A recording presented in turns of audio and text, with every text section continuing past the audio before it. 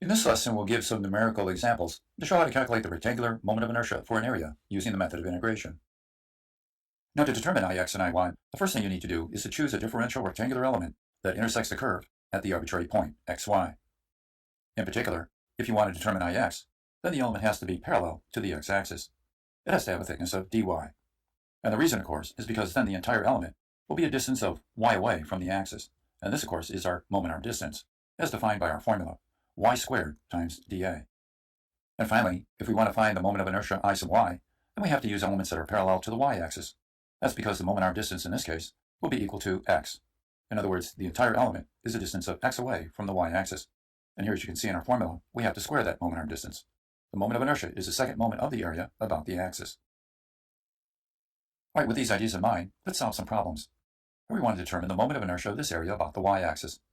And so, how thick will our element have to be? It has to be dx thick, doesn't it? This way, the entire element is at the same distance away from the y-axis. The element intersects the curve at the arbitrary point. In other words, it's x over, and it's y up. Let's define the area of the element. dA is equal to y times dx. Since we'll be integrating along the x-axis, we have to express y in terms of x.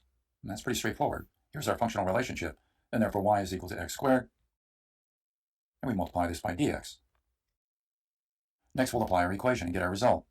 Again, realize that our moment arm distance is x, and therefore this equation becomes the integral, summing on x from 0 all the way to 2 meters, of x squared times our area, which is equal to x squared times dx.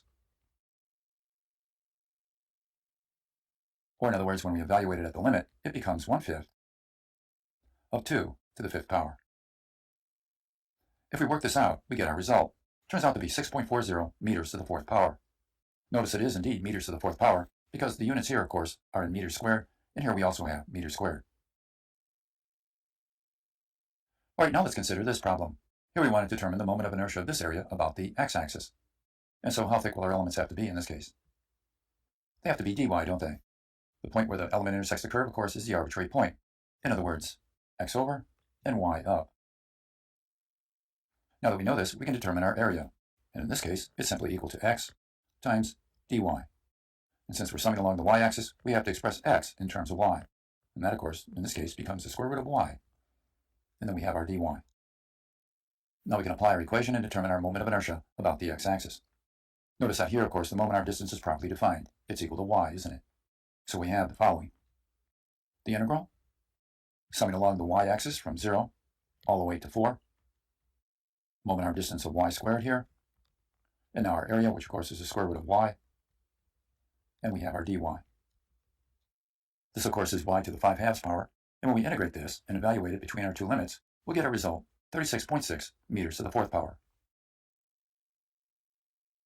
Finally, we'll consider the same area, except now we want to find the moment of inertia about the y-axis. So how thick are our elements now? They're going to be dx, aren't they? Do you see the element on the curve? It looks like this, doesn't it? It intersects the curve at the arbitrary point, x over, and of course, y up. To solve the problem, we're also going to need to know the height of the element. And how high do you think this would be? Well, it would be 4 minus y. Now we can define our area dA. It's equal to 4 minus y. And of course, the thickness in this case is dx. Since we're integrating along the x-axis, we have to express y in terms of x. And so we write this as 4 minus x squared. And then we have our dx. Now we're ready to apply our equation and get our result. Again, the moment arm distance is x. Of course, it's squared in our formula. And you can see here that it's properly defining the moment arm distance of the element from the y-axis. So substituting in our data, we have the following. First, we're going to integrate from 0 all the way to 2. And now our moment arm distance of x squared and our area. 4 minus x squared times dx. If you work this through, you get the result, and it turns out to be 4.27 meters to the 4th power. And so having completed this problem, we'll end our lesson.